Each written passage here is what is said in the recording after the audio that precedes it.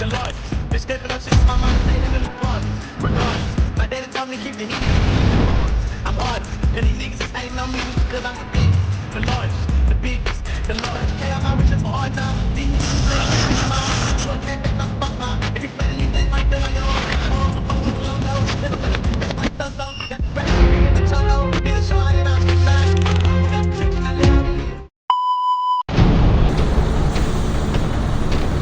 Dari sini minyak masuk ke sini, jadi disedut terus direct ke tangki tambahan dekat atas.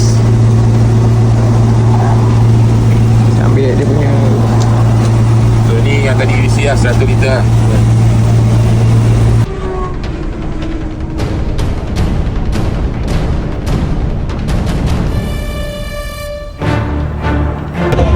Berapa liter? So ini session yang kelima lah. You start tadi masuk sini, masuk lembah telang tadi berapa? Pukul 6 lebih. Ini bila sudah penuh nanti you hantar mana? You hantar tanda lah. Okay, so satu hari diorang bayar gaji berapa? Satu hari 300 sini. Tapi tak ada satu tempat sampai. Ha? Hari ni aku tempat je. Oh, you terbang saja. Yang ni you dah bayar. Lepas tu bila dah penuh you hantar pergi sana, siapa ambil? You hantar dekat mana ni? Sorry. Parking tepi jalan, lepas tu siapa ambil? Lepas tu you parking macam mana? Duduk mana? Lepas tu you parking ni motor. Ini lori you tinggal, ada orang ambil. Lepas tu dia bayar gaji you macam mana? Satu trip dia bayar.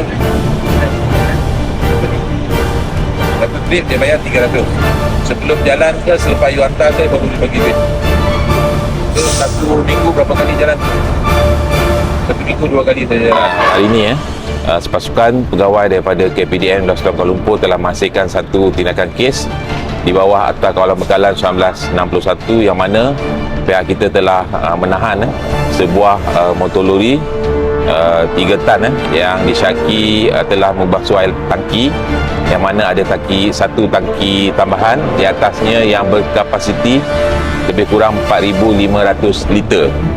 So kalau ikutkan berdasarkan maklumat daripada risikan yang kita perolehi, MO sindiket-sindiket ni adalah yang mana mereka menggunakan pelbagai jenis pelikat untuk mengisi minyak-minyak diesel di stesen-stesen di sekitar Lembah Kelang sebelum dibawa ke lokasi tempat penyimpanan.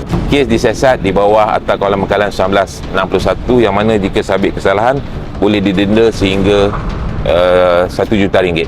Ya.